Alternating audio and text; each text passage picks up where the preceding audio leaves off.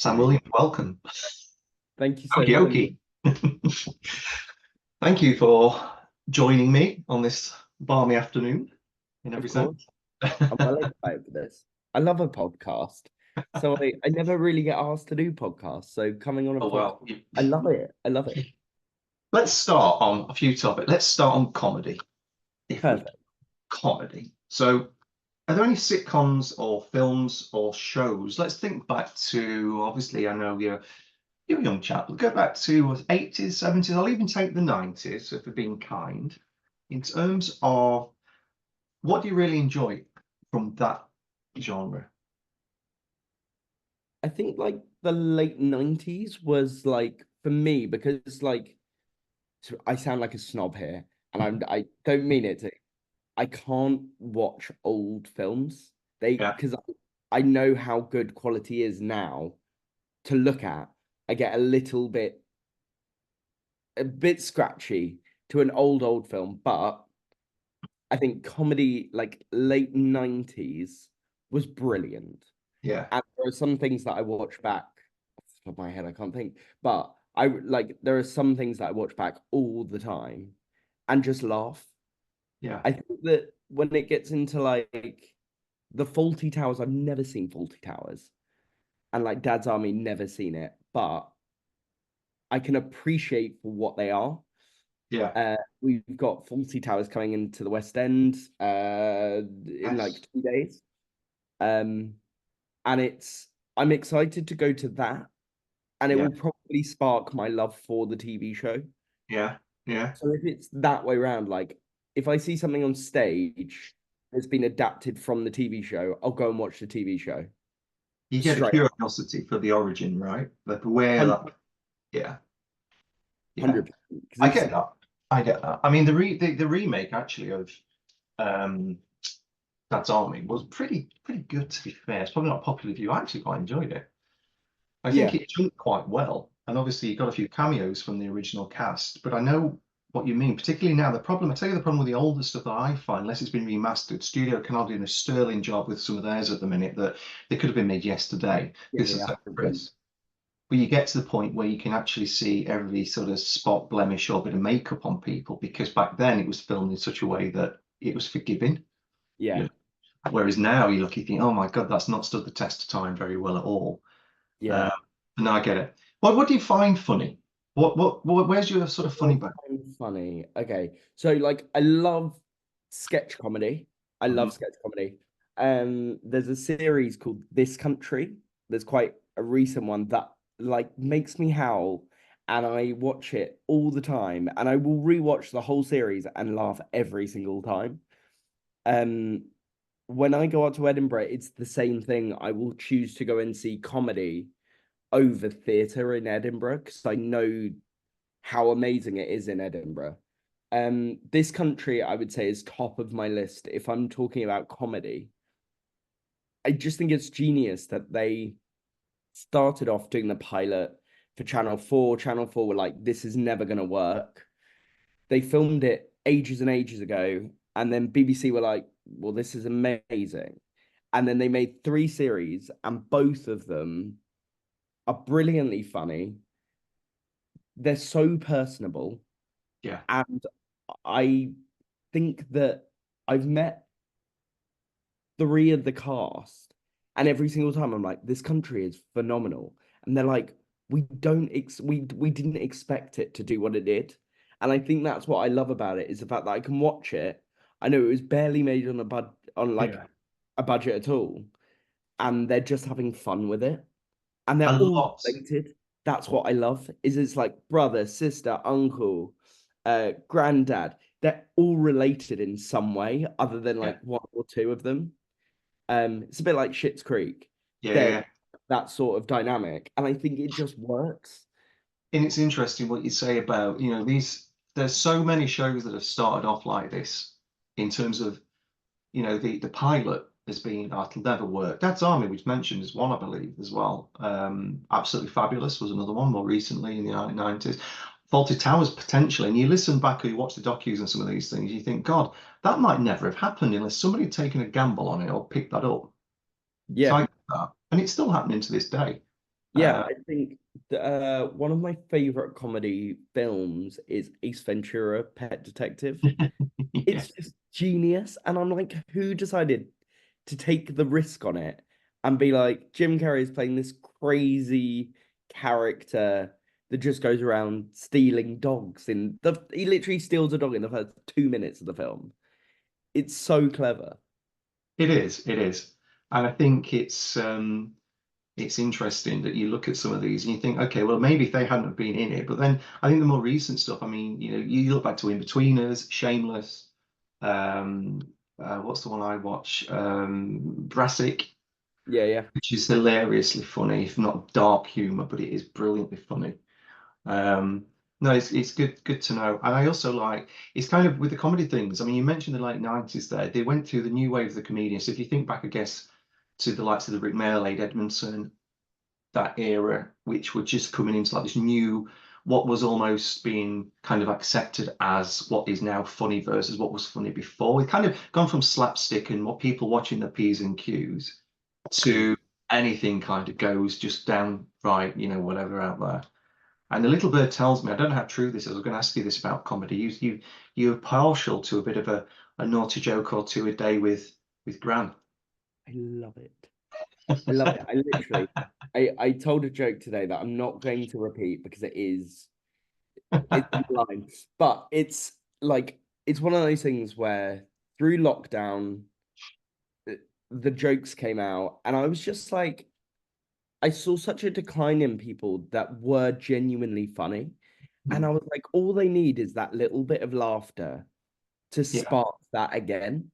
yeah, And like, I remember telling like two or three people in lockdown just really, really badly offensive jokes, laughing, and then they were creating videos and they were creating comedy again, and they're like their spark of just being entertaining came back, and that's yeah. kind of why I've carried it on, and I try to do it every day. I can't do it every day because I run out of jokes, but But it's but you do that. It's they very. are very, very easily looked up online. I was speaking to an old actress actually a few months back, and I said she'd had a really, really, really bad time of it for years with various personal problems. And I said, how the hell are you so resilient and do you cope? She said, I just have to laugh at everything. And it's what's got me through. And that sort of, and I thought, my God, it's true. We've kind of forgot a bit how to laugh at ourselves. And we're a bit scared these days, do you think, that of, oh God, is that PC? Is that, oh, I mean, cry out loud, everything's going to Yeah. offend somebody, but it's just, I do like it myself in that you can share a bit of a joke. I know I got mates, oh, for God's sake, there's dad jokes. I do have the odd Yeah, dad yeah. joke. A few dad jokes are good. Um, particularly if they're really, really stupid as well, the funnier they get. So well, I thought I'd ask you about that. I was going to ask you, do you think have we forgotten to laugh at ourselves? Can we laugh at ourselves now? I think that it's got so tricky to know what the line is between Yeah. like funny and offensive. Like, Hmm. like I would say the last time that I was like not offended, but I was like looking back on a program was the In-Betweeners when he throws the frisbee and it hits the disabled woman. That at the time was so funny. And I was just like, I looked back on it the other day, I was like, that would never happen now. And it would like that would get shut down by bosses so quickly. Oh, there'd be complaints galore. But you mentioned the in-betweeners, but for me, that feels like it was only a few years ago. It's actually quite a Yeah, long it was time. probably like ten Yeah. years ago. So the Yeah. attitudes changed so much, even in the last decade, than where we were then. I am surprised there are shows like Come Fly With Me Yeah. and I'm surprised that those are still considered funny by a group of people.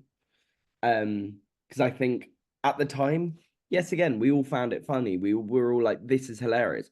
Whereas now we look back on it and go, uh, I think society has changed and social media is a lot louder. And I think suddenly what was funny at the time, because there wasn't as many worries or Mm. people that suddenly like producers turning around and going, well, we can't show that because it's just not acceptable. Yeah, Whereas yeah. like, back when it came out, I think there was a lot more that you could get away with. It's tricky, actually. It's a very valid point because these days I would not like to consider writing comedy. I think you've got to be so clever to write a successful comedy these days because of those very reasons. Whereas, back in the day, what the censor would chop out and you kind of push your luck a bit. You just can't do it. I mean, Little Britain Can Fly With Me, as I understand it now, have been pretty much culled. Yeah.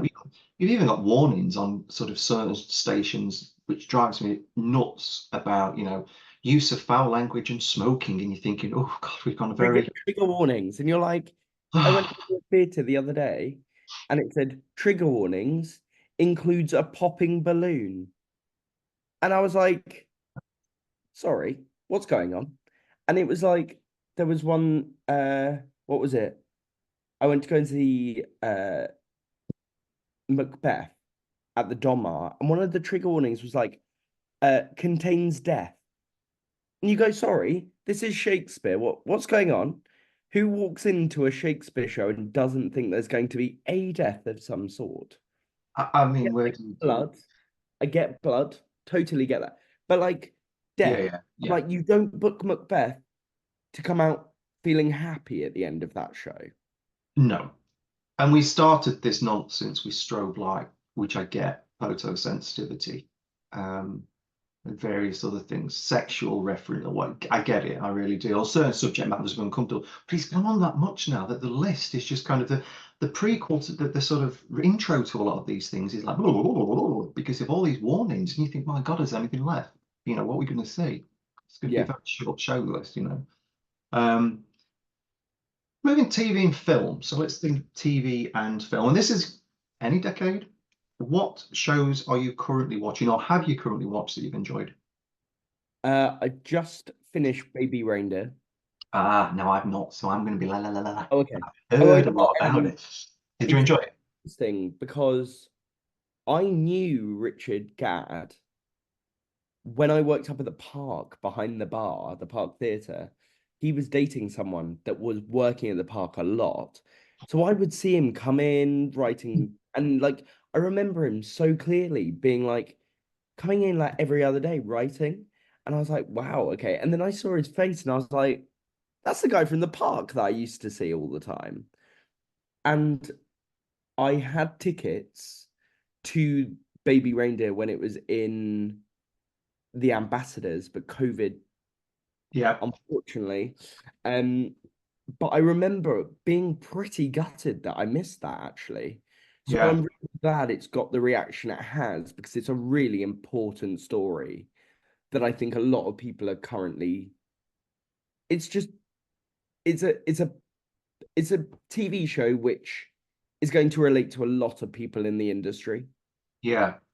And And I think when you've got that type of setup, you've got that where it starts as a show and then gets made into a film or a series or a yeah, as you say, on whatever Netflix or Prime or whatever it might be. But then it works through the way as well, of course, where they flip it around, they make it into a stage show, which I actually able to do quite recently. And I love horror. I'm going to come on to horror later because I I know you love like horror. horror. I love it. I know you do. And this is why I thought I'm going to put this in here. I've done my research, don't you worry.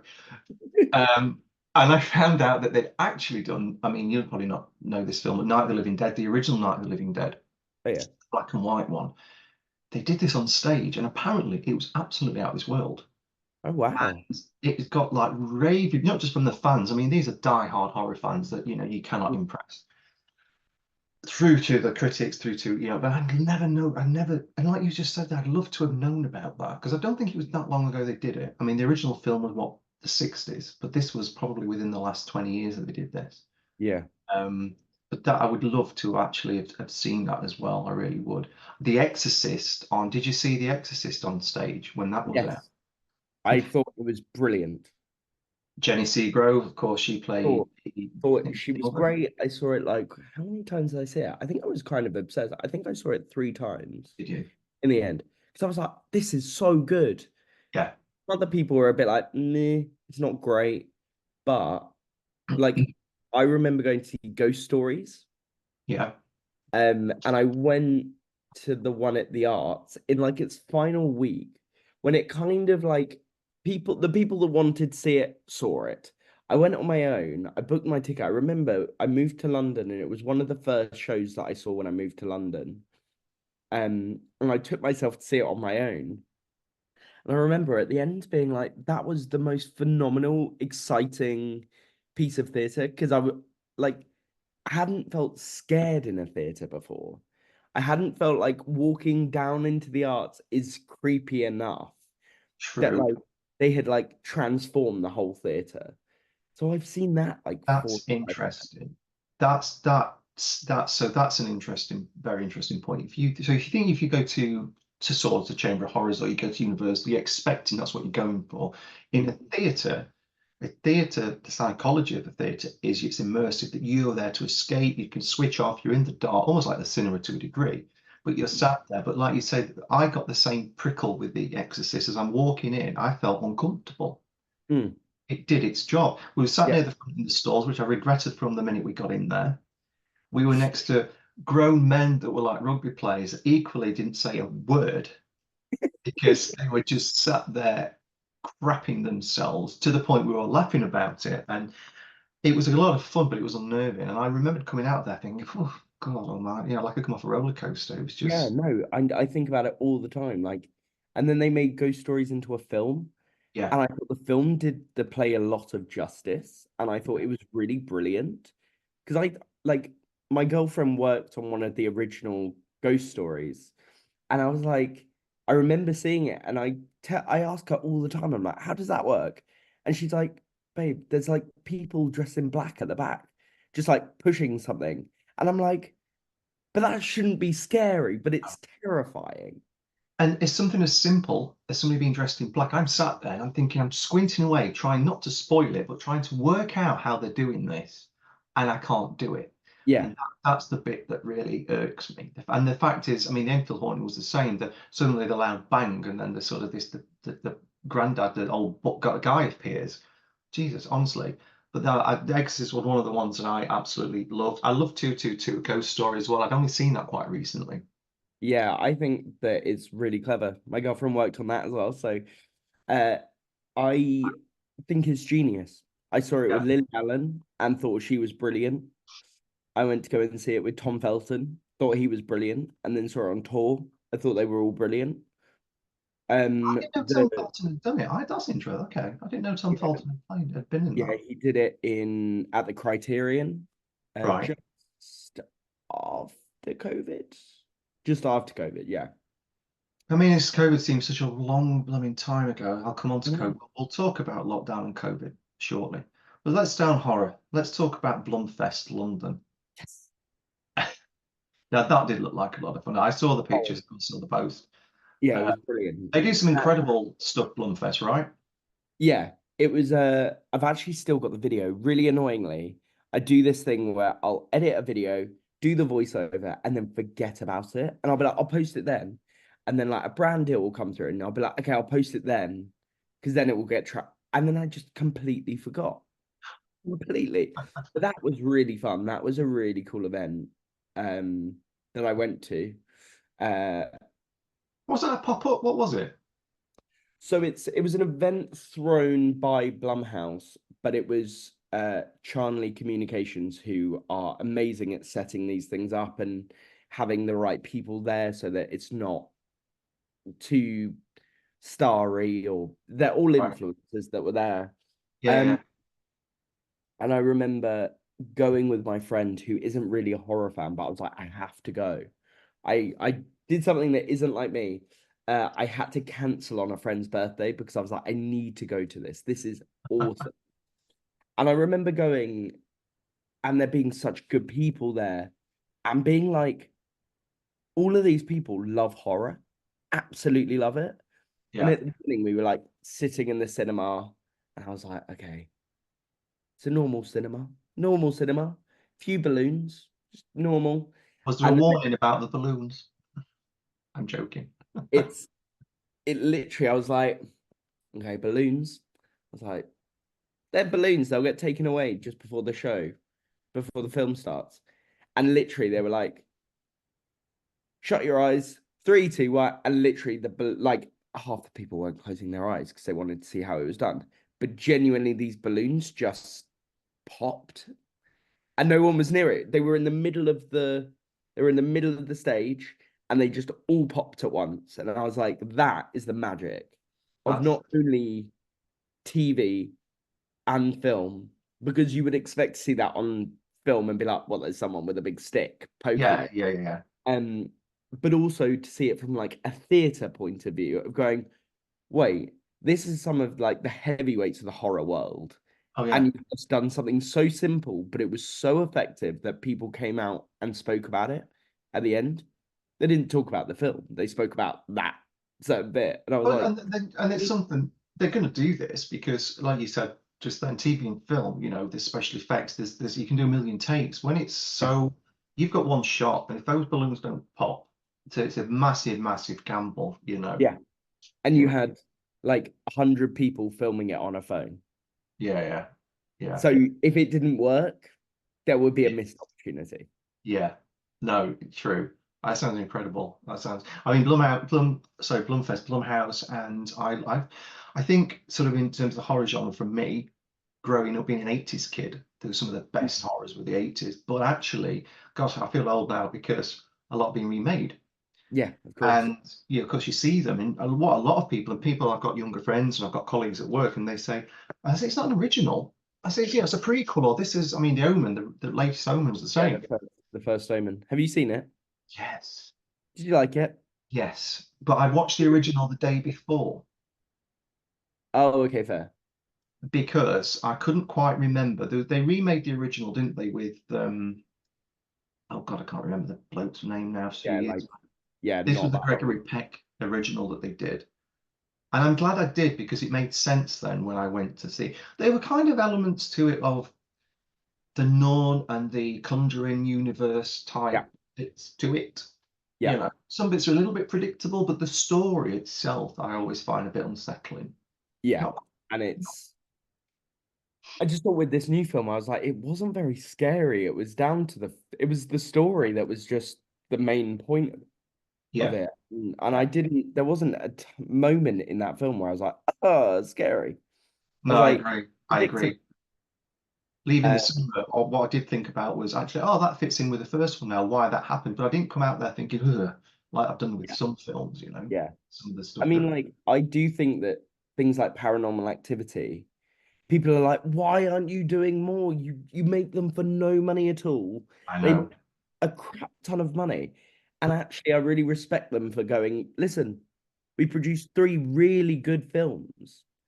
First three are brilliant. And then you like add to it, like here and there, Yeah, every so often, so that the hype is still there, but you kind of forget about the films.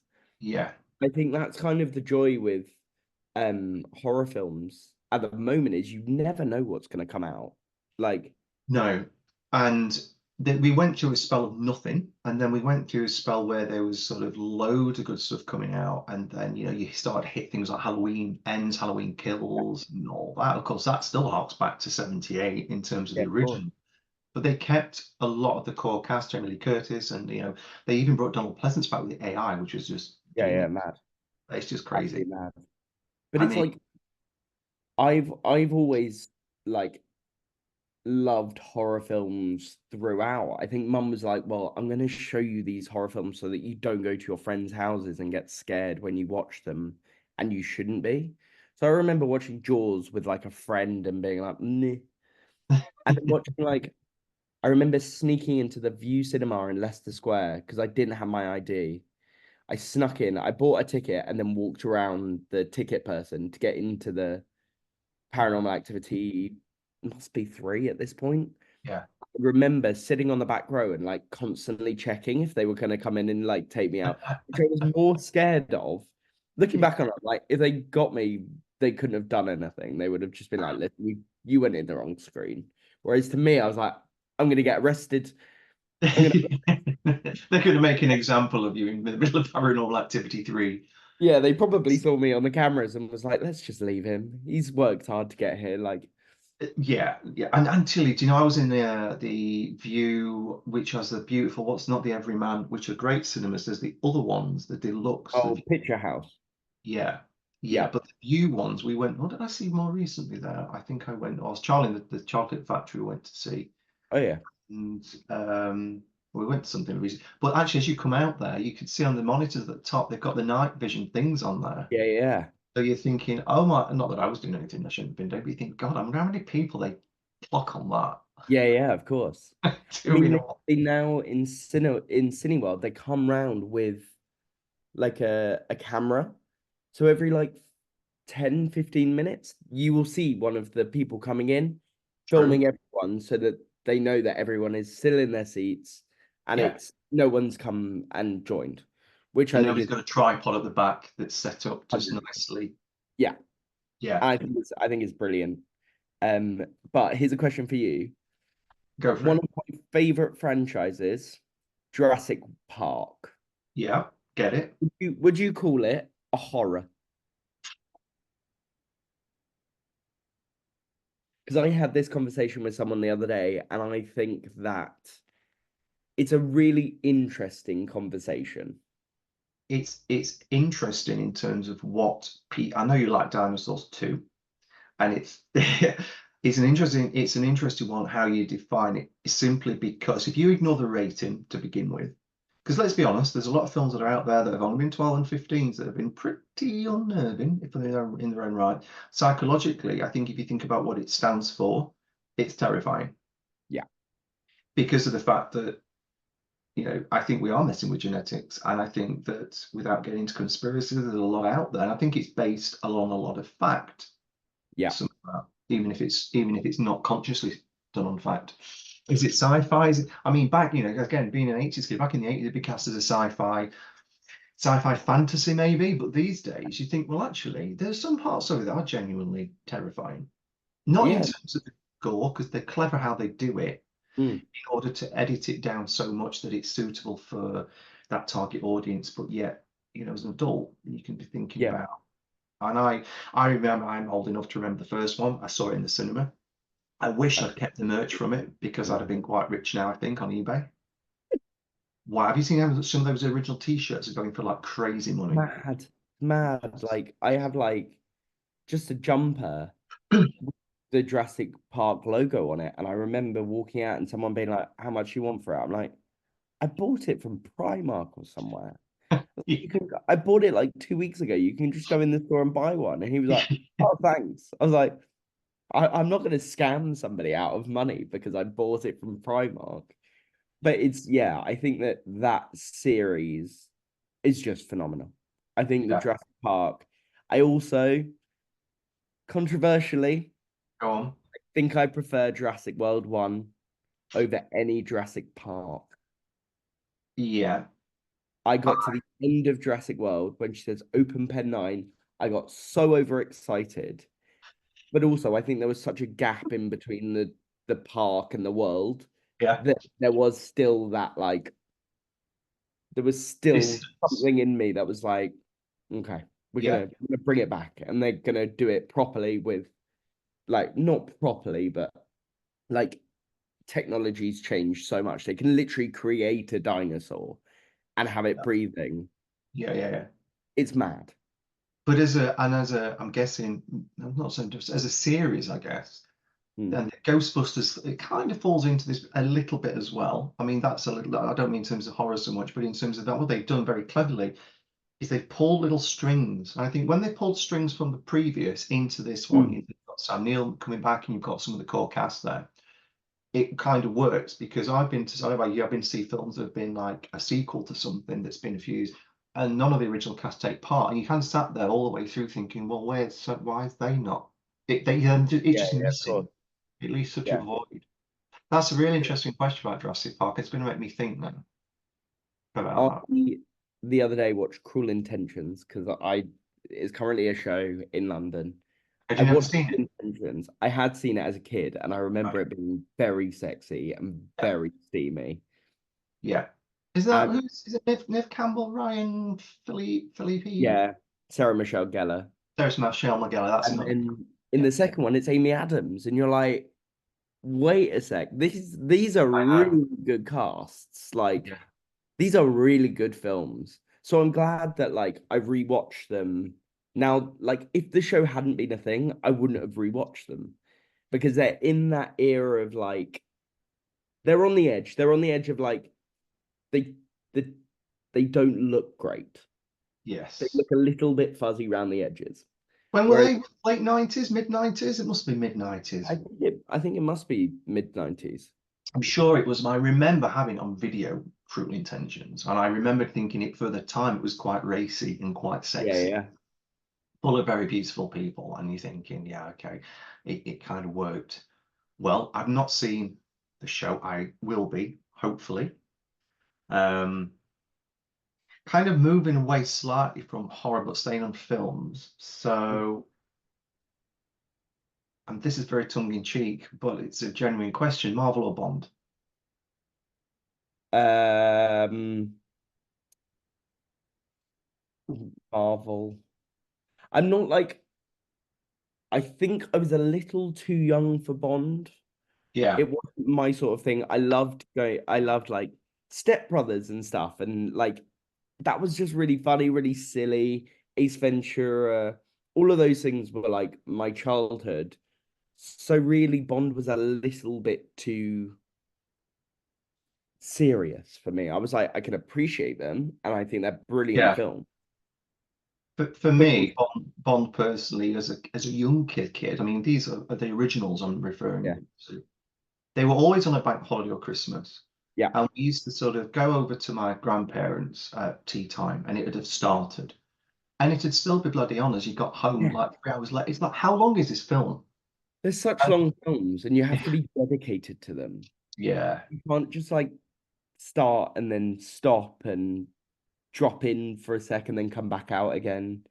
It's so you have to be in a right mood. Like I genuinely think, and I'm not just saying this, I think Skyfall is the best Bond. It's the one yes. I've seen way more than once. It's The got the others I've best, seen best once. soundtrack too. Oh, it's Best awesome. soundtrack. Absolutely And great. it's epic. I think as well, it could stand alone on its own. So you know, like you got the Tom Clancy stuff going on as well, and you've got the kind of Bond. I think if it's a standalone, almost can stand up on its own as a film rather than being part of the franchise or being part of the series because it's so cleverly done. Yeah. Whereas, but it's back to your point earlier about how things have changed because I mean, I always remember the very famous scene, which is where is M's going over the bridge, it stops and then MI6 blows. The Yeah. MI6, get my Yeah. facts Yeah. right. But and you think, God, I mean, then you hark back to the 60s with Sean Connery, Roger Moore, and you look at that, and they're good, but they're kind Yeah. of the people doing the stunts back then genuinely were taking their life in their hands Yeah. because they were real. It Yeah. weren't pyrotechnics. Nuts. It's You know, absolutely nuts. But I would say Marvel yeah, recently yeah, because I'm not a superhero fan. I don't I enjoy watching the movies, but it's like Avengers. It's so long. I They're such know. long films. Um, I would say that I watched the original Spider-Man with Tobey Maguire. Yeah. I enjoyed it. Hmm. It was good. I had it on PlayStation. It was fun. But then as soon as Andrew Garfield came in, I was like, game changer. For Yeah. me, I saw it and was like, that's my favorite superhero film I've ever seen. I was like, it was relatable, it was funny, it was charming. I thought Andrew Garfield was brilliant in it. And then Tom Holland comes along, and you go, this guy is like epic. Between him and Andrew Garfield, I genuinely am just like, Yeah. Well, I know this isn't Marvel, it's DC. Somebody's going to really shoot me if I get this wrong, but Batman was kind of the same. So the yeah, first Batman, of course, was 89 with Michael Keaton, Jack yeah, Nicholson, of course. famous one. And that was and I'm sure this is correct, that was the first time that the BBFC brought out the 12 certificate because Oh, they really? released it. Yeah, it's a weird one. They released it as a 15, I'm sure. But because the target audience, of course, you've got to be 15 and a lot of kids, it's Batman, right? Mm, There were certain scenes in there that were unsuitable and were a little bit, ooh. I mean, you've got to remember, I guess, as well, we're still kind of in that few years of things like Silence of the Lambs and all that. that's a brilliant film. I watched it for the first time like a They're month. all good. They're all good. They're Harris books. Well, Anthony Hopkins, I mean, come on, you Yeah. can't get. But no, the Batman thing did the same. So, and then it almost got to like a parody of itself. So that was dark. It was Burton. It was a very, very dark film. But then, and then one with DeVito, which I think Batman Returns was the same. But then it started to get into the more colourful, almost like comic book Mm, DC universe type, which yeah. detracted from it. So I'm kind of, I will go and see it. But to your point, I think I saw Endgame in LA. I wanted to go. We were staying in Hollywood, and it was the last day. I think Endgame was on. Was that Avengers? Yeah. Was, wasn't it? Yeah. Yeah. Well, that must have been about 2019. Just it was before COVID, and I wanted to go because it was Man Chinese Theatre. It was a theatre there. Yeah. You know it, and I was like, just so I could say I'd seen it as a last showing there. I actually kind of enjoyed it. You know, it was Mm. like you say, so long. My God, you know. Like I'm now really put off by films that are too long. Yeah, I yeah, want to go and see Challengers, the new film with Zendaya, um, which is about tennis. And I looked at it, I was like, it's 2 hours 40, and I was like, it's just my agree. concentration span isn't that good anymore. Yeah, Like, me, yeah, me neither. so I did go and see Poor Things with Emma Stone, Mark Ruffalo. Brilliant. I thought Long she film. that was like that was nearly three. And I went into it going, God, this has to be good. And it was a Monday night, the Monday after the Oscars, Yeah, went to the Ritzy in Brixton, and it was sold out. I was like, I have never seen a cinema sold out in years. it's becoming the new norm, the length though, because I know thinking about it, there's not many films that are 90 minutes anymore. A lot of Right. them are at least 2:15, 2:15 Yeah. at the very least. I did see a brilliant, it's not brilliant, but it is brilliant, which is an hour and 10. Okay. The other day, it's called Bad CGI Gator. Clearly they didn't have the budget, but it's called Bad CGI Gator. And I remember watching the trailer with Lizzie and being like, this is ridiculous, but I kind of love it. And it's basically about a load of kind of college students go to this barn in the middle of nowhere, and they're like, right, off social media, so they chuck the computers, all of their computers in this lake, and then it like basically electrocutes this alligator. And like in one scene, it's just floating in the middle of the air. And it's brilliant. But A like, little bit like Shark Tornado, I believe. I think that's the yes, same. that sort of thing. Yeah, And yeah, at yeah. one point, it's like tiny. And then at the other point, it's like bigger than the house. And you go, what? And then you go, these are the films that people enjoy because there's a cult following behind it. Oh, huge cult following. I mean, some of the older stuff now has developed even younger people, such a cult following that they're revisiting these things and they're actually so crap that they get this cult following to them that they Yeah. keep bringing out I mean, more and more. Heathers. Should we have a chat about Heathers? Um, Yeah, oh, interesting, Heathers. Yeah, that okay. wasn't a cult film. I don't remember it having a cult. And then as soon as it comes into the as a show, people go nuts for it. Like it's been on so many times.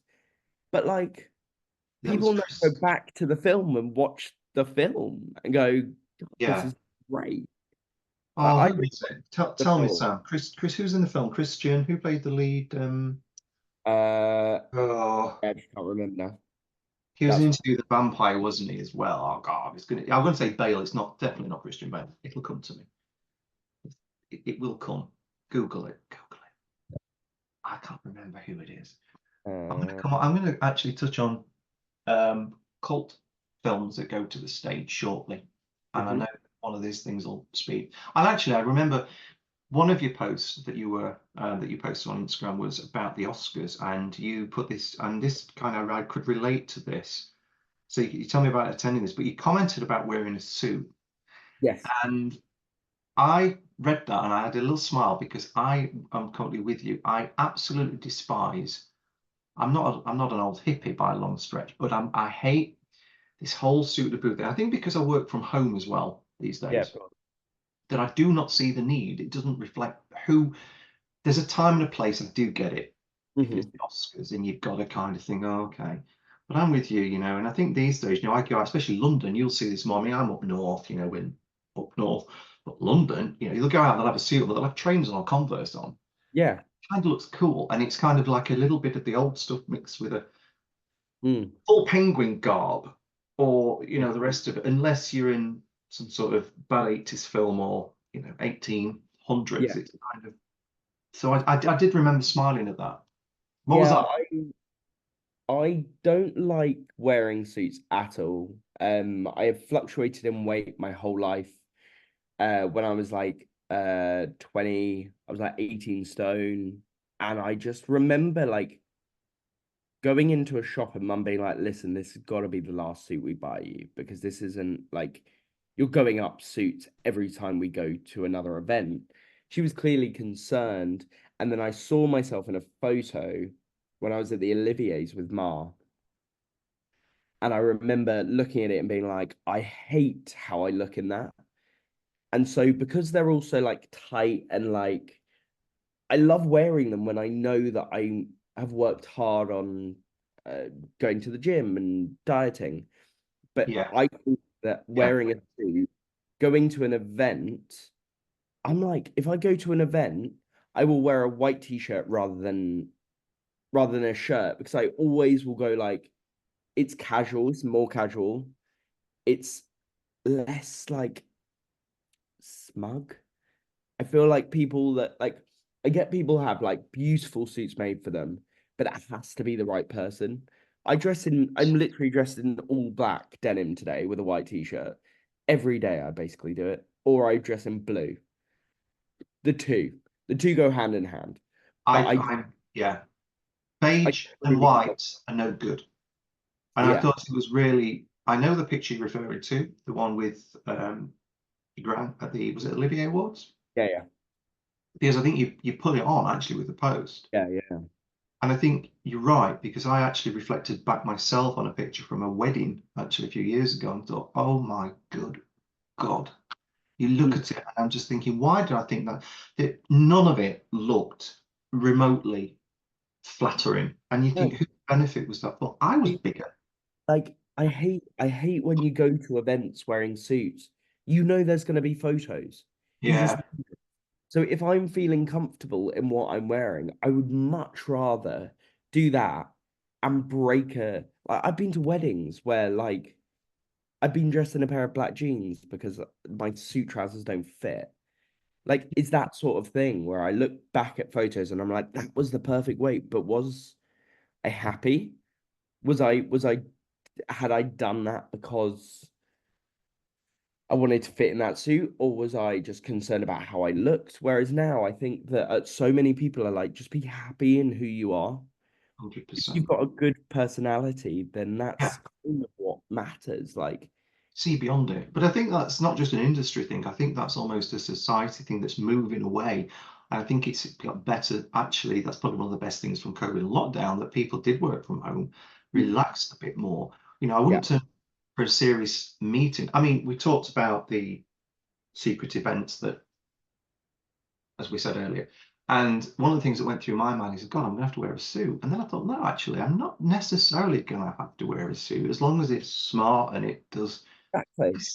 Like, I, I'm doing a talk with Ma next week, and I'm like, what am I gonna wear? I was like, I've yeah, been to the gym, but then I've not. My diet, I'm doing it slightly different this time, where I'm like eating what I want when I want, so that I don't feel guilty yeah, about when I do eat those foods. So my progress is a lot slower, but I am becoming stronger. So I'm yeah, like, I don't have a suit. So what am I gonna wear? So I've got like a really nice blue wool jacket and a pair of M&S corduroys, and I'll probably pair it with a pair of blue trainers or like a pair of McQueens. I'll be yeah, done.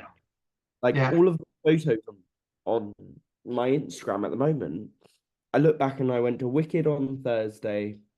I was at Priscilla the party a few weeks before that. I was like, I just wore the same thing. No one cared. None of the paps were like, wait a sec, this guy's wearing. No one cared. Like people were in suits, and I was like, well, I'm just coming dressed in a white t-shirt and in blue. I'm not. I think I think COVID's definitely changed It people's. has. And you've got to be comfortable with what you do. I am still a little bit, if I go to the theatre, I like to be what I call smart casual. You know, Okay. there are people, well, when I say that, you'll get what I mean. You know, I wouldn't turn up in, not that I mean, I wouldn't anyway, I don't like sport particularly, but I wouldn't turn up in a football kit as some more shorts or there's a little bit of etiquette left in there somewhere with me because I think it's the right thing.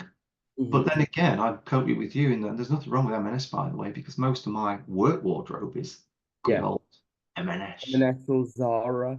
Zara do brilliant suits. Their Yeah, jeans are very comfy. It's just like I think that now, since COVID, people don't no, necessarily want to dress up. no, I agree. Um, I don't mind that. I really don't. If I was having a really nice bougie party in a really nice place, like I'm a member of the Ivy Club, and I said to them, "What is the dress code?" Because Mum was like, "You need to like, you're going to be a member there. You have to dress properly." So I yeah, just emailed being like, "What's the dress code? Do I have to come dressed in like a suit?" They were like, "No, just don't wear sandals, don't wear football gear or shorts. That's all we ask." And I'll go in well, there and there'll be people in like in football shirts or in shorts. They don't chuck them out. They just it's just a bit of a red flag. well, it's funny you mentioned the Ivy Club. I was in the Ivy Club in March as friend as a member, not me. And he said, come and meet us. We'll go in. I can sign you in. It's fine. Da, da, da. And I did the same as I'm thinking, oh my good God, because actually we got in London in the morning, and I'll come on to this in a second. This harks back to the iconic film bit. We were at Priscilla the party. Mm, So I'm thinking, well, I'm going to Priscilla the party, so you want to be a bit, ready for. okay. But then I'm going to the Ivy Club afterwards, so I'm like, thinking, was this going to translate through? So I had the same wobble. Then I got in there, and there was actually an actor in there who I won't name, and we were sat on the other table, on the other sofa, and this all sounds very grand and very big-headed, but the reason I'm saying this is because if you look what they were wearing, it was like, Yeah, oh my yeah, of course. Like it is one of those things going into the amount of times where I've said to people, should we go to the Ivy? And they're like, I'm not dressed properly. I'm like, have you seen what I'm wearing? Have they ever told me anything different? Like, have they ever not allowed me to have a guest in if they're not dressed? No. It was like, it's it's pretty not cool. like, I think it's because it's so secretive. Yeah, and I think it's as well as it's like it's not a Mayfair or Chelsea Gentlemen's Club, or it's that sort of, pipe and dinner jacket and all that. I mean, there are those places. I'm sure they're wonderful if that's your floats your boat. But yeah, no, I do get it. I'm gonna move. I'm just gonna move on to the country file piece. Now I know it was a while ago, but Yes. this was one of the things that made me smile. Yeah, well, I was going to ask you about, the environment, wildlife, etc. Clearly, it comes through that that's important to you as well. The DIY bird feeder was genius. No, it was behave because it was a lot of fun. That was it. Really was. Um, it was pretty cool.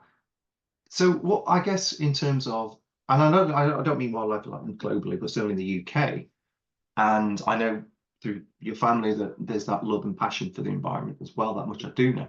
What's kind of important to you? I think growing up in the countryside and going to school in the countryside, having that outside space was so helpful. And Yeah, I think that if you're going to cut trees down, you have to replant them. And I think that it's really, I'm such an animal lover. So, like, I love going to a zoo and like going to London Zoo, knowing that the price of my ticket, yes, it's expensive, but it gives back to the conservation around the UK. I think it's yeah, brilliant. So for me, I'm like, if I'm doing good by going to the zoo and having a nice time, then that's really all that matters. And I'm having a good time. They're getting something from me going. yeah, I yeah. think when I was younger, like I used to have parties in my grandma's garden, and people still talk about like the camping parties and stuff. And in a way, we've all like moved, people are buying houses or people have moved to London, people work in banking jobs. But the joy that they remember is being in my grandma's garden and enjoying running That about, playing open games. space. open Yeah, space, green.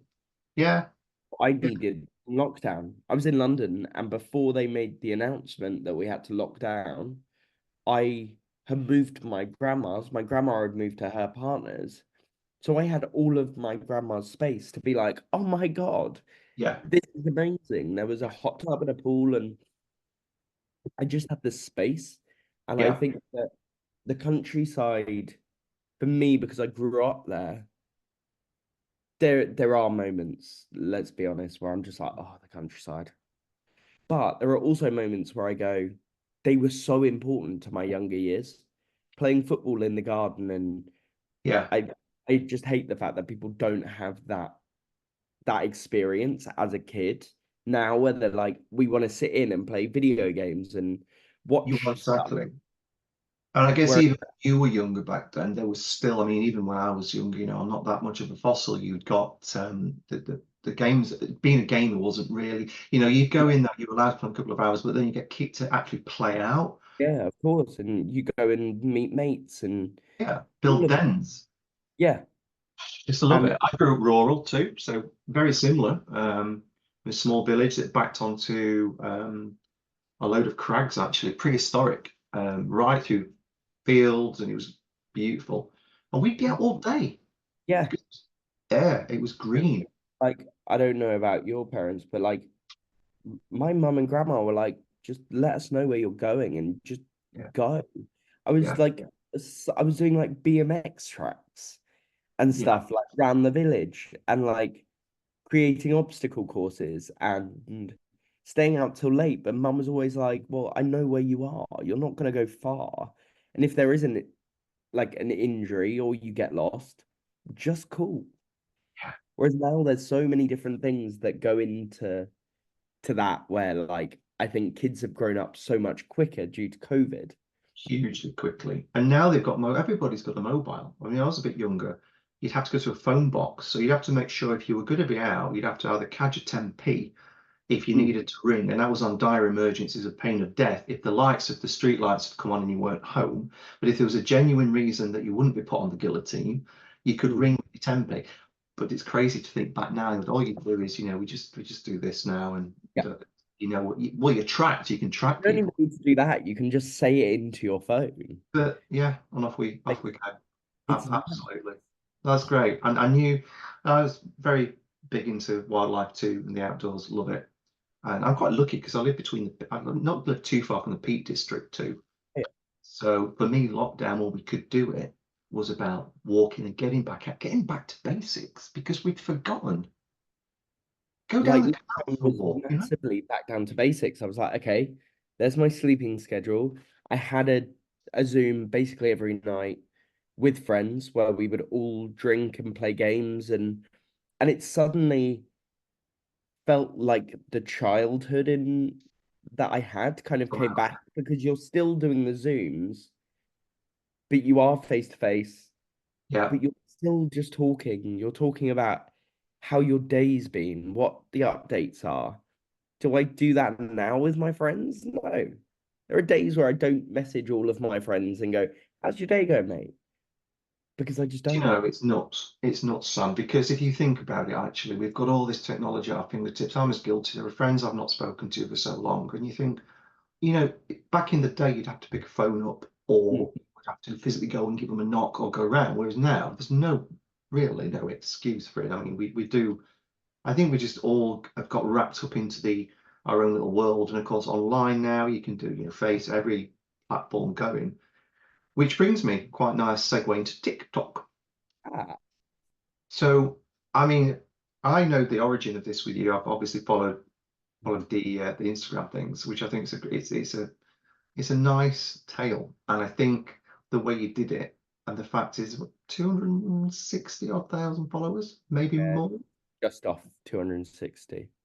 I mean, that was, I think during lockdown, that must have been, what was it, a coping mechanism? Was that something to pass the time initially? What was the ambition with that? Uh, so the whole reason why I started it was because an ex of mine said it was. I got really, really into TikTok before COVID. Um, And then I went away to Barbados and stupidly put my phone, didn't drop it, put my phone in a pool, and I forgot I had cracked it. So my phone on day 2 of the holiday, like I was like needy when it comes to technology. I'm like a whiz kid. I always have my phone in my hand, always have to check up. If I'm in an awkward situation, I take out my phone. Yeah. Um, so I didn't have a phone for 2 weeks. And they were like, if you buy one in Barbados, you have to pay like 200% tax on it, import tax. So I was like, well, Wow. I'm without my phone now. And it was when TikTok was like kind of becoming bigger, kind of Yeah. becoming bigger. And I remember coming back and my ex at the time was like, it'd be really embarrassing for my friends to see you on TikTok. So can we not do that? And I was like, fine. Anyway, we broke up just before COVID. And I was like, well, I'm gonna just start posting videos that I'm seeing that other people are doing. So I did a few lip syncs back in the day, some musical ones, some Eurovision ones, and then I just started telling a story. And then obviously COVID happened, and I just saw such a decline in mum and ma, and I was like, right, what do I do? I was trying to be consistent. I was like, well, let's get them involved. I was Yeah. like, let's do the dances I'm seeing. Let's keep both of your minds just ticking along, doing something. Because like both of their jobs just disappeared. Yeah. That I think it was. I mean, I was supposed to start as a teacher in a school that disappeared. So I was Wow. like, wow, which way do I go? I'm like, I'm at a crossroads, and there's no other roads. I was No. like, I was like, boom, and it was about to spread out and do amazing things, and then it didn't, and I was gutted. So I think that I did it originally just to make people smile because it was helping mum, it was helping ma, and the traction that I was getting on it, it was only positive. And I would go live for like 3 hours every day, being like, how's everyone doing? I hope everyone's all right. Here's a list of songs that I really love to listen to at the moment. So I would sit there and just have a conversation with people that, and like some of them I've now called mates and I've met up with loads, but I don't think my ambition for it when I first started was to become famous on the app. Yeah. I mean, My it's a pretty original impressive one was thing. kind of a middle finger to my ex to be like, ironically, all of her friends are on TikTok posting videos, Yeah. and all follow me.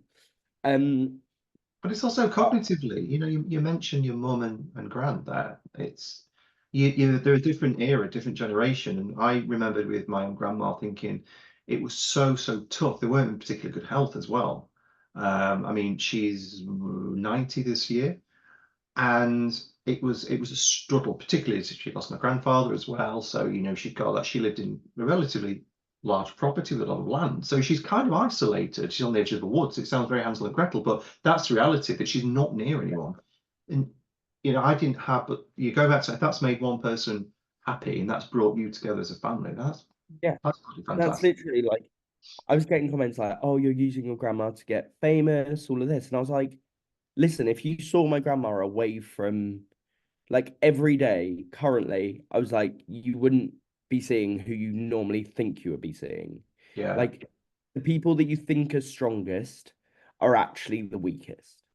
So I was Yeah. like, as long as I'm just helping, keeping going with everything and just being positive about everything, like the jokes were funny and the dances were silly, but it kept everyone going. And she was And pretty good at those punchlines. I know she was. Still got it. Oh, that was hilarious. Every time I watched quite a few of them, and I remember thinking, and there's no way she's going to get it. She did. Those videos are so silly. I just remember being like, right, what can we do? And I saw one person do kind of the same thing and be like, I'm going to I'm going to tell you a joke and you have to try and tell me what the answer is. And then like I just started telling Mara and I was just like, keep getting these correct. She's like, yeah. And then like there were a few. There was like, I think one of the videos, I will admit this now that it's over and now it's a long time since COVID. The passage of time is a great thing. I just like, there was somewhere we were like, we've got to really think about the jokes. And so I would look up the jokes. I would like ask her if she thought that was appropriate or funny enough, to the point where then it became kind of like a sketch by the end, that we were like, she was in on it. She knew the answers. Like in the, I think the final one she did. And we were just having fun. And it would take 30 seconds. And it was just fun. That And was it gave us a entertaining. project. It was entertainment, and that's what people were craving. Mm, There's a story. I'll tell you this story quickly. It was really actually funny. Last March at the Danes event that Giles did at the Palladium. I was lucky. I went into the after party after the event, and I've kind of been involved doing this with TV and film and bits now for a bit. And like we said earlier on, I don't tend to get starstruck anymore. That sounds nuts, but I don't know why. But I don't. But I do remember that event suddenly being stood there thinking, "Oh my God, I got Joanna Lumley here, John Collins, yeah. Maureen Lipman there, and so on, Twiggy, and then your gran, Judi Dench is there." Yeah. And everyone's having their own conversations. And I remembered that um, your grandma was with her assistant, Jen, Yeah. and we had a lovely little chat. And I just suddenly everything went dry and just went, "Meh." And all I could think, Sam, to say to her was, I love the TikToks." And of all the things out, I know she must have been absolutely delighted that I come out with that. Oh, but like, Huge career. And she said to me, she said, uh, "Oh, that's Sam, that's my grandson." I remember her saying that to me. what True story. at the Oscars, like literally people were like, "You're the guy off TikTok," Yeah, and then yeah, being like, "We're actually like," because my Oscars, the good thing about the Oscars that I did, which was really clever at the time, was I like did a day in my life, but no one quite knew if I was with Ma or not because I never showed her. But they were like, "Oh, she's gonna be there, so that's clearly why he's out there." But I never actually showed her. So people were just like, when we went on the red carpet, people were like, "Oh my God, you are together." And I was like, it's that little thing where I was like, I kept people guessing. yeah. And it was like media outlets that I was basically fooling. But I didn't, in my head, I didn't realize that I was doing it until I got to the red Handle carpet. this carrot. It's this Yeah. expectation, I guess, with people Yeah. that are, Because yeah, no one knew if Mar was going or not because of COVID. I yeah. was like, I'm not going to show anything and just see if anything happens. And like everything that I was doing, I was like, oh, I'm going to X, Y, and Z, and I'm going to the Oscars, but I never said why. I never said if I was going with Ma, if I was going with work, if I like. So I In was your so right, or yeah, I get it, I get it. No, I when do. people came up to me, they're like, "Oh, we've watched your week's vlogs. We know exactly what you've been up to," which is just nuts. It's nice.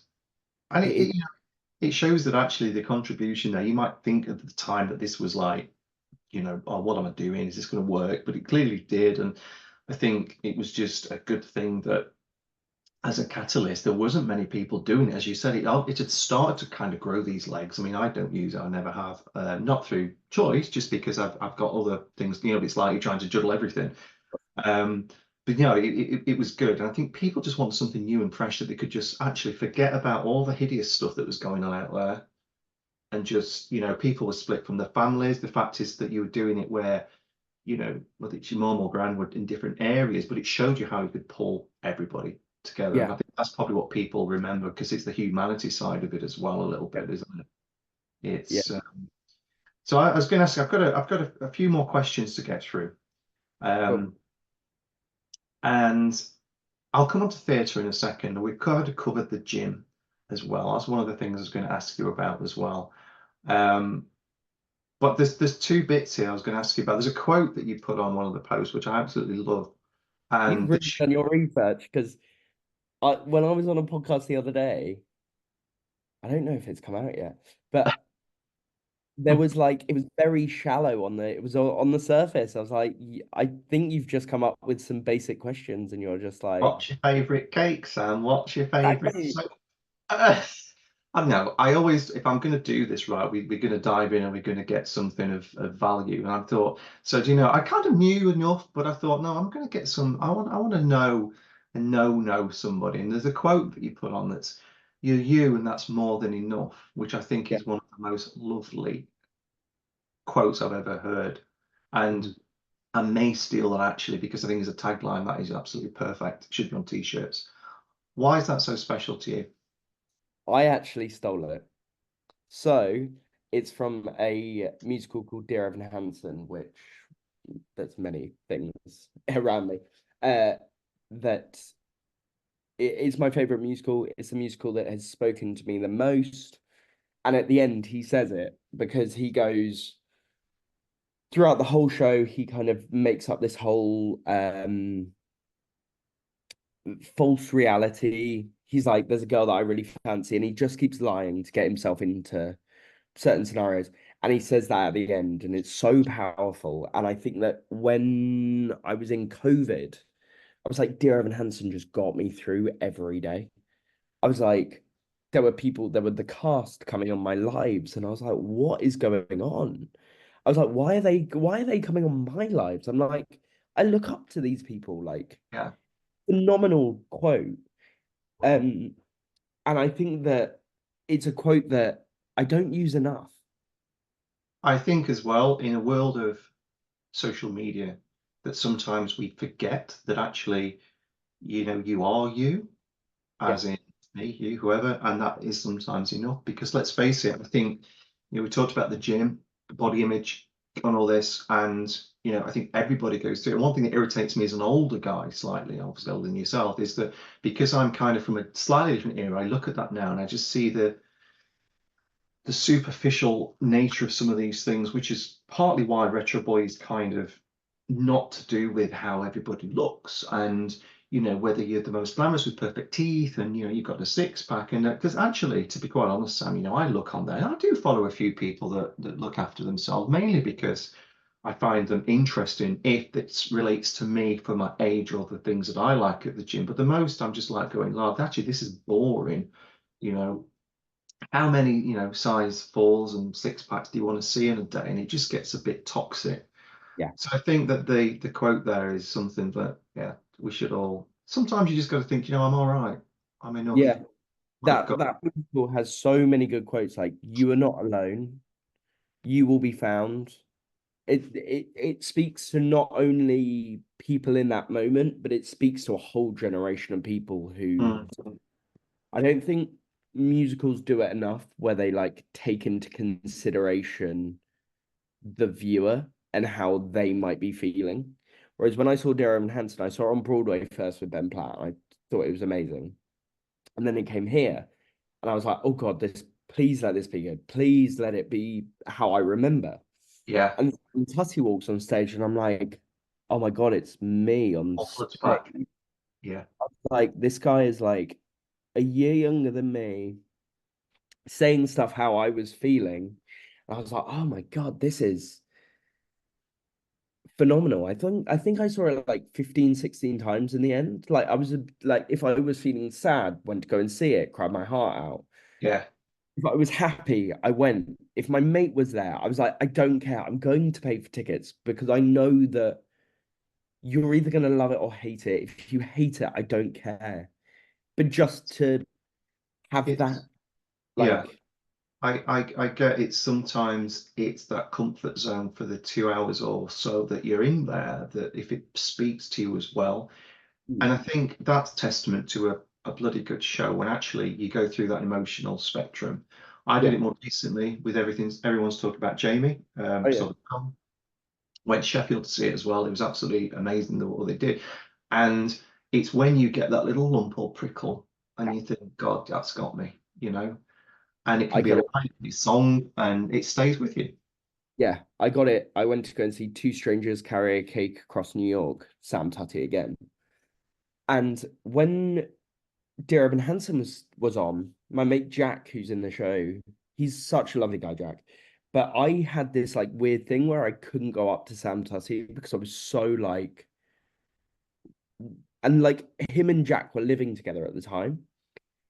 And Jack's like, mate, if I see you, I'm gonna take you to see Sam. I was like, please don't, because I'm not gonna have the words.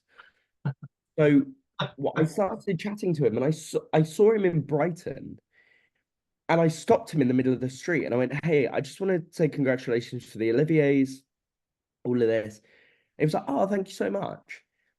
And I left there going, well, he's in Brighton a lot, so he must live near here. Not in Yeah. like a story way, but I was like, this is where I grew up nearly, and this is what I did. Anyway, I met him and I was like, just a quick one. Where did you grow up? And he told me, and I went, that's literally the next village from my grandma's. And he went, I know. And I went, which school did you go to? And he told me, I went, I played football against you. Wow. What are I the was like, odds? What are the odds of that? I know it's mad. It is And crazy. in Crazy. strangers carry a cake across New York. It's like phenomenal. Like if you get the chance to go and see it, go and see it. Well, It's actually, I've got Evan Hansen booked. I don't know if it's the this new year one. or next.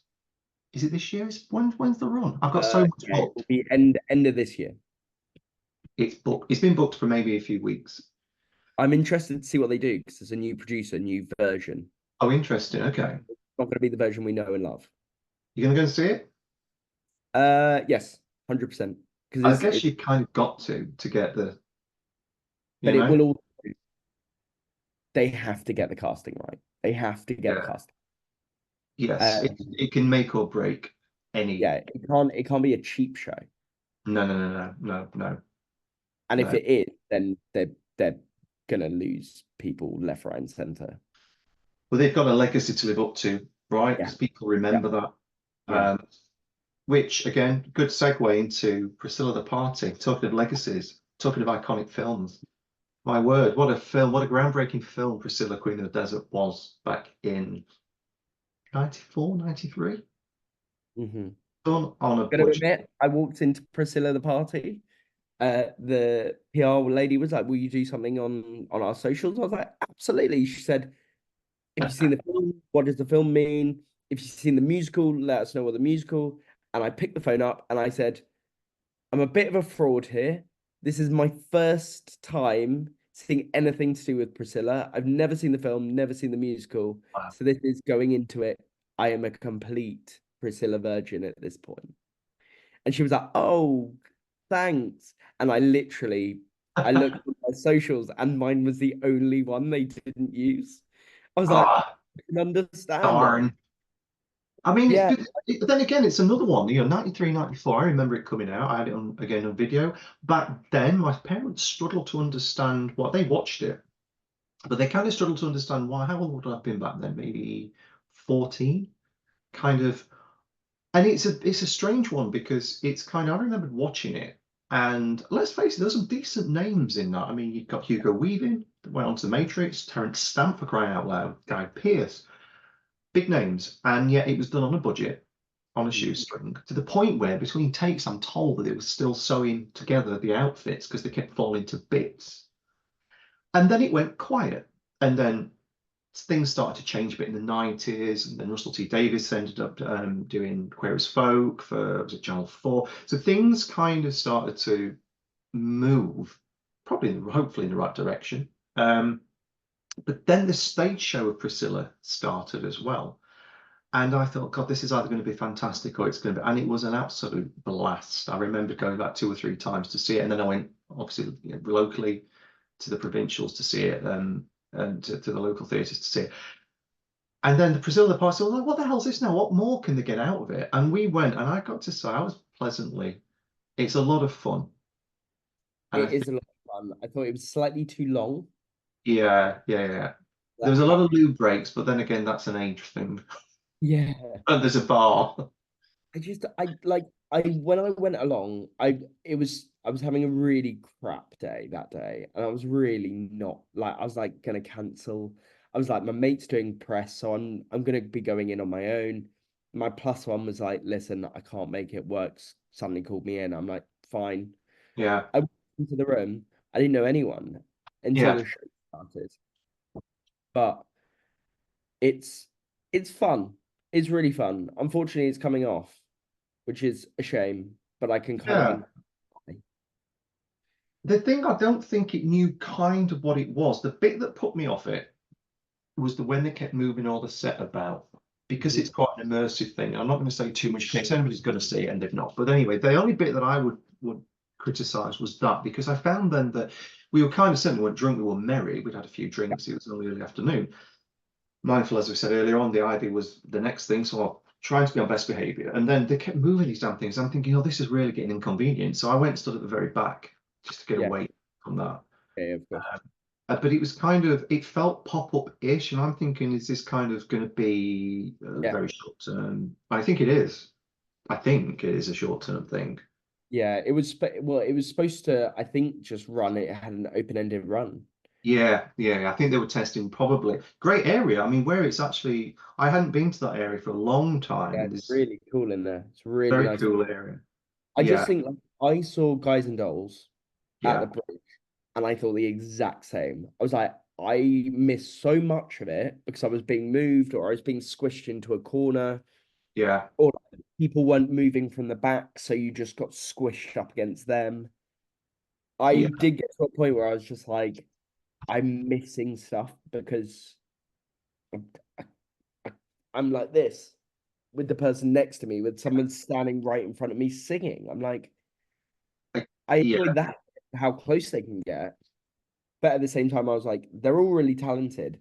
It's just such a shame that Guys and Dolls has done so well that other places are picking up on it.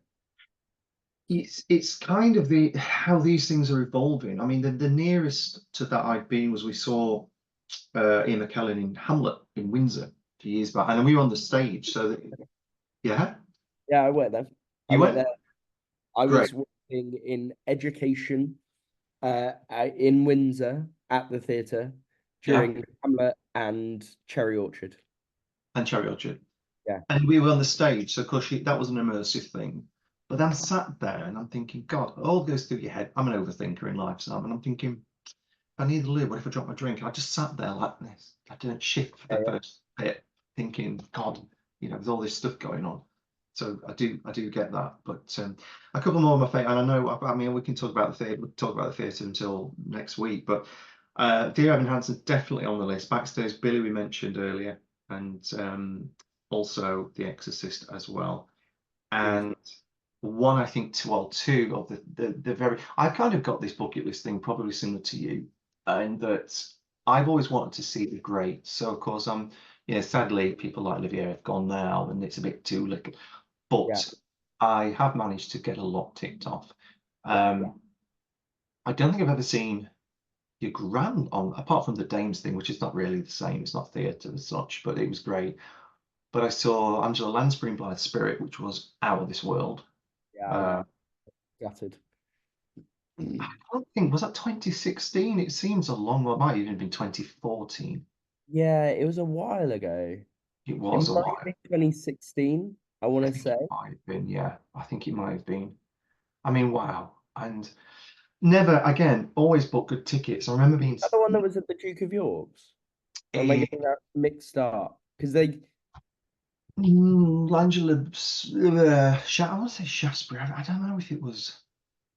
I can't think of where it was. I just there was one remember. at the Garrick and then there was one at the Duke of York's, which started before COVID and was still there after COVID. No, yes, Blythe. You mean Blythe Spirit? Yeah, Yes, because wasn't I think Jennifer Saunders might have played Madame that's the one. Party. Yeah, because the Yes, film you're came out. correct. Have you seen the film, the new one? Of course, I forgot because, of Yeah, course, it's brilliant. I saw it and everyone's like, this is a really underrated film. yeah, it is. It's a great film. It's a great story, actually. Yeah. Um, but you felt truly in the presence of a star because as soon as she walked on, Angela Lansbury as Mm. Madame McCarthy, that there was just this.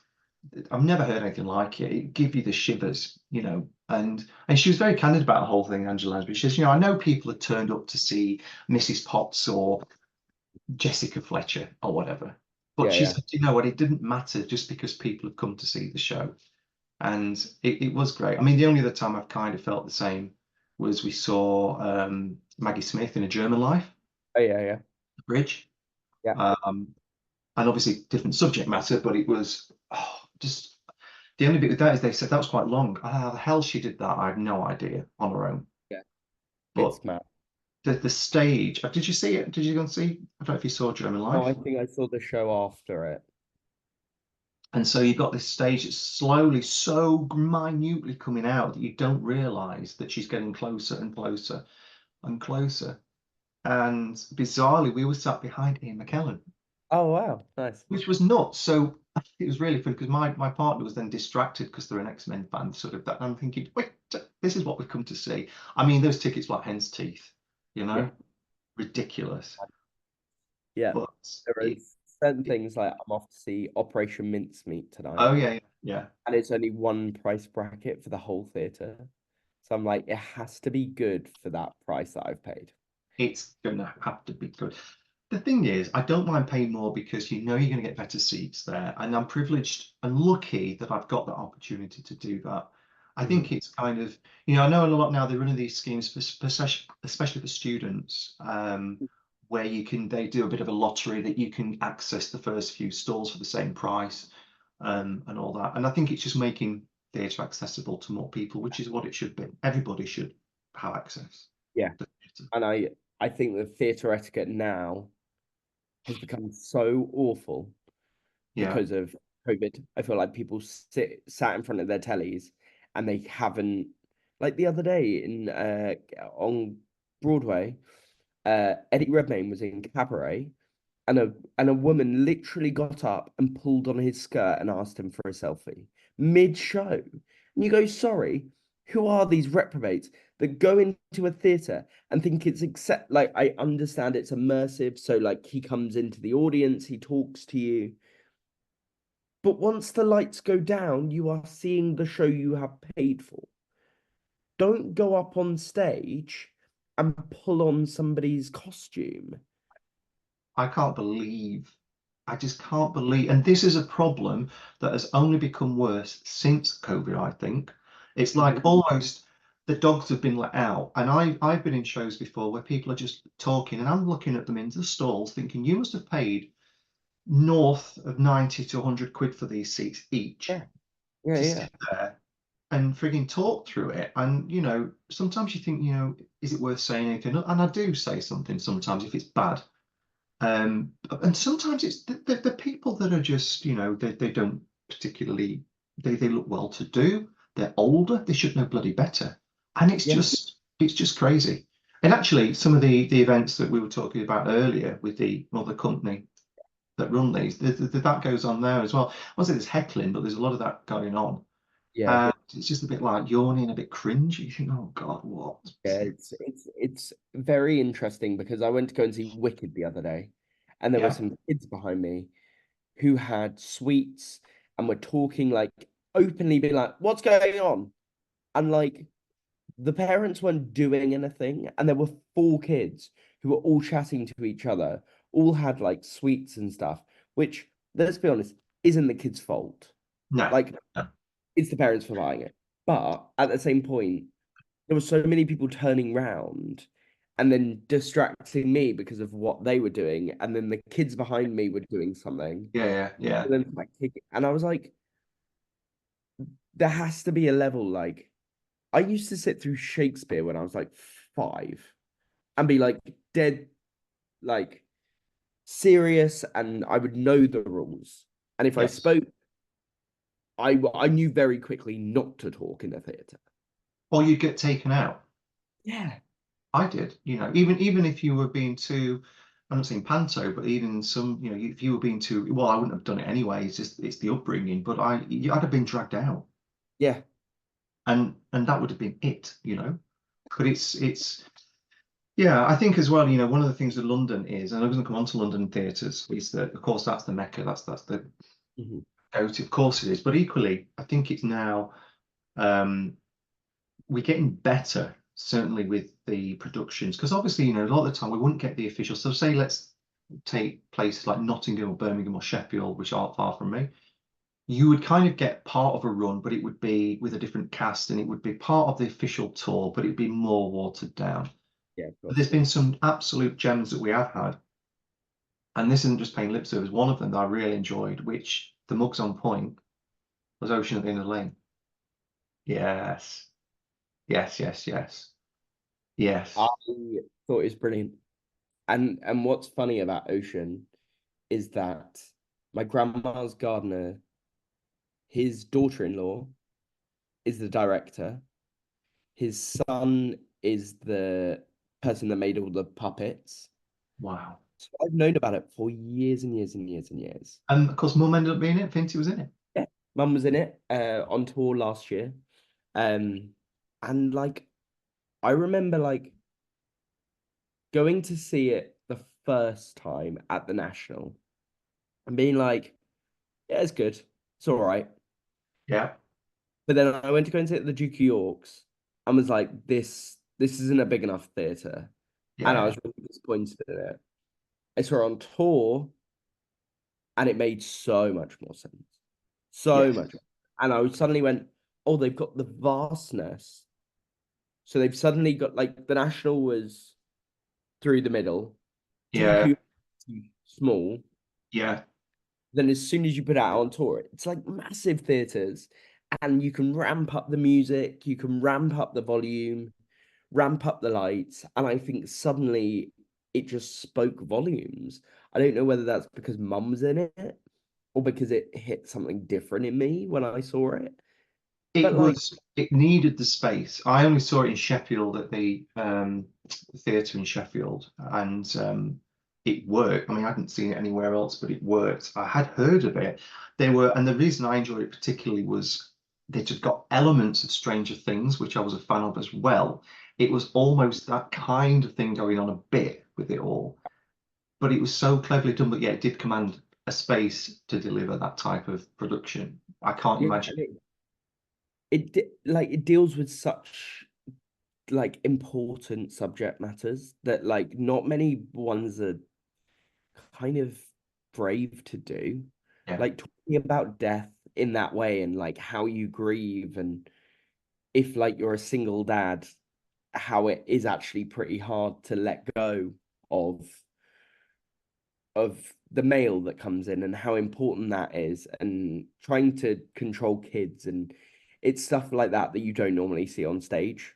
And yeah. they did it in like a really nice way where it wasn't like I'm like pretty much everybody that went to go and see it when Mum was on tour was like, wow, like this is so good. And like even the production team are like, this is the best way we've ever seen it. Like best cast, best everything. Good. Like I saw it 21 times last year. Yeah. So you can I'm kind like, of become a bit of a subject matter expert at that point, and you can see yeah. that. But like the other day, we literally met up with some of the cast yesterday. Yeah, They're all still on my Instagram. I still message them. We went for a night out not that long ago. And it's like nice because they're all younger than me. I was always the young one in a cast because I see it a lot. yeah, Um, I was always the one that was like, "Oh, come on, guys, let's go out for a drink." Suddenly, it was me going, "Well, I'm the older one, but none of these guys want to go out because of how hard the show is." So I was like, "Do you guys want to go out?" And they were like, "Listen, we're so tired. We just want to go home." And I was like, "Okay, okay, that's fine. Don't worry. I'll go you. out for one." I kind of get that. Can you imagine that? It is certainly not the type of thing you do with even remote hang or even remote fatigue because of the energy that's needed. You, you can get I away with some, right? I mean, I'm sure it happens, and you can, but others, it's just an absolute. But it was great. To coin your phrase, it was phenomenal. It was one of the best ones I've seen for a while. That's why I wanted to mention it. And bizarre, we've not spoke before, but you've got the mug there, which I thought was absolutely bizarre. Stars aligned on that one. yeah, I'm it's gonna ask, I'm going to ask you as well now. We sort of talked about family and theatre and stuff. Last question, I promise. So talk to me about 2021, your West End debut. We kind of touched on it briefly privately, didn't we? But Attention to Williams. Mentioned Two Williams. That Yeah. was something that came out of nowhere, really. It was more the fact that Nika wanted to do kind of ease people back into theatre so not to be terrified. So it was, who was it? Jennifer Saunders did it. Uh, there were a few others that did it, and they were brilliant.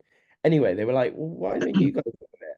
And I had never been on a stage. I've never wanted to be an actor. It's never been an interest of mine.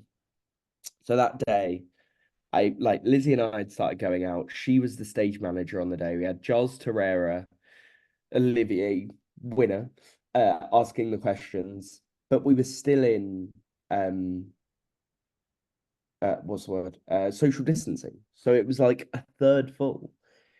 And I remember going to the theatre and not feeling nervous. And Mum and Ma were like, is he all right?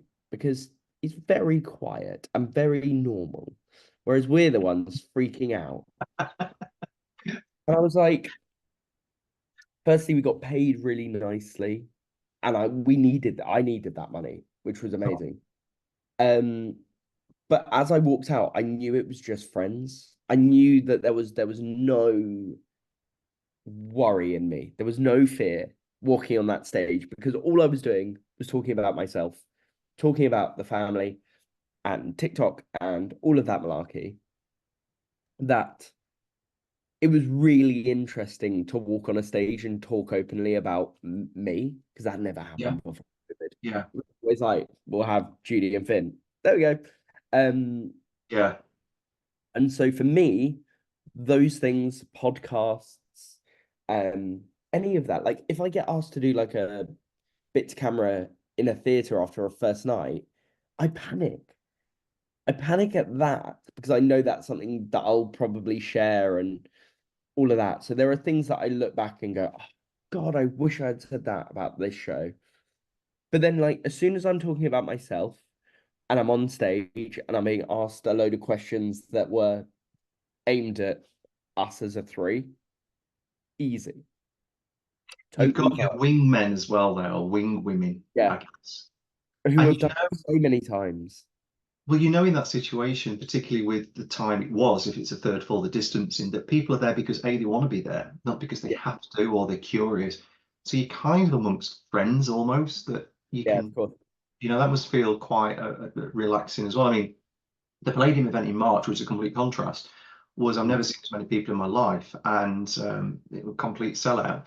But it's interesting because I like the fact that by doing an event like that, it's something different. So it's kind of taking out somebody who's got your matriarch who's had this Yeah, fantastic career, then kind of a different generation, and then you, which is coming from a younger side of it, yeah, kind of got everything ticked there in terms of yeah.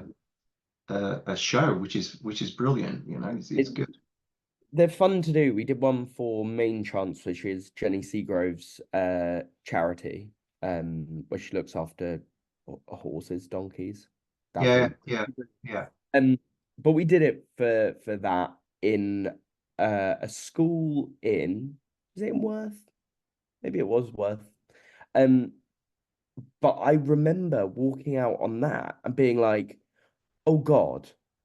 I was like, suddenly these are paying people. These aren't friends. I was like, I knew one or two people the uh in the crowd, but that's it. I was like, these are proper people.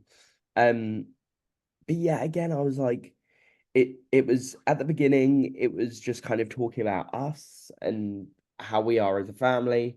Then there was an interval, and then there was a Q&A, which one of the questions came from my old sports teacher, who I hadn't seen in years and years and years and years and years. And he asked me, he went, like, in school, did you know how famous your grandma was? I went, absolutely not. But I remember how influential you were in my life with football and really pushing me to my limits and everything. And he was like, I I didn't think you even would remember me.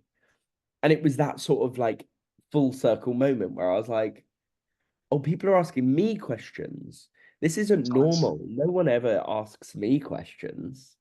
This So is why this has been fun to do as well, because like I said to you earlier on, this is about you know, you get asked all the time. I imagine the question you got asked, did you know your grandmother was so famous? What's it like growing up? And it yeah, almost gets to the point of a bit boring, mundane, and you just think crying out loud, but also for your answer to go back to him and say, no, but I remember you and what yeah, your yeah, advice was. I think that's quite special, to be fair. I think that's yeah. And quite it was like it was really fun to do, and that like there was like a meet and greet afterwards, which was quite tricky because it was like very one-sided. Mum and I were in the corner just like nodding, having the canapes, whereas Ma had like she was loving life. She was just taking it all yeah, I was absolutely fine rightfully so. champagne in the corner. But it's I enjoy doing them because it's we just have fun doing them. Yeah, And for Mum and Ma, it's so abnormal to talk about themselves and be themselves on a stage. Whereas for me, I'm like, that's the opposite. I'd rather not be playing a character.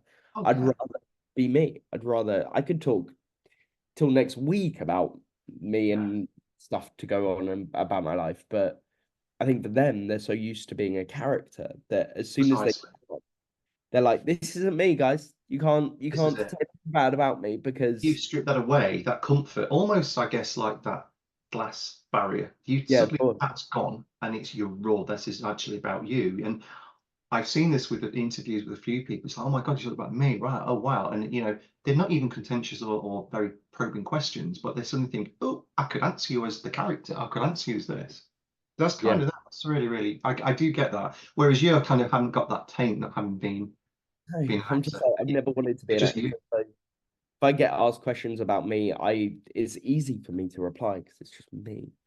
Whereas like if I was an actor and I was playing a character, I can kind of see how you would feel that safety of like as soon as I step on a stage, it's not you anymore, so they can't go for you.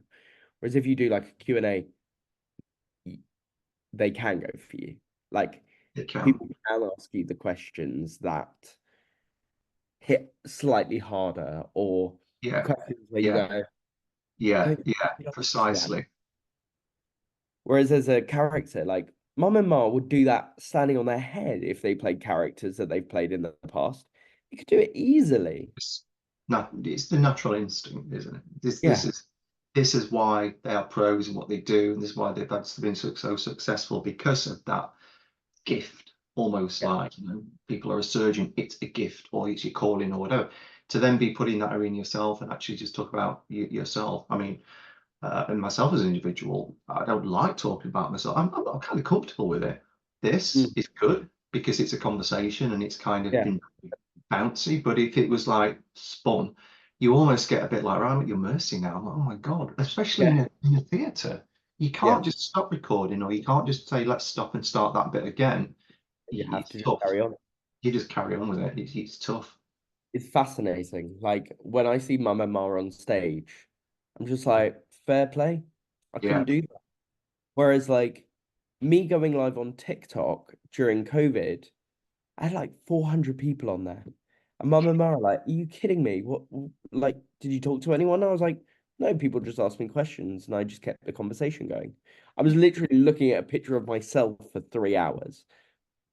Just talking. But that's probably, as we said earlier, meant more to those people, the Yeah, engagement with that, than sitting through 3 hours of Shakespeare or 2.5 hours of a play, because yeah, it was the unpredictability of it's actually just you. It's yeah, not, there's no prescribed story or structure to it necessarily, even if you've got a bit of a script kind of in your head, yeah. you know. It's This has been fabulous. I've absolutely loved it. It's been I great. think I think we've got a lot more to talk about. I mean, we've been going 2 hours. Um, and we'll have to have another pickup, I'm sure, if you're game. And I think we've got a few little bits and ideas that I'll pick up with you separately as well Yep. that could be quite interesting, let's just say.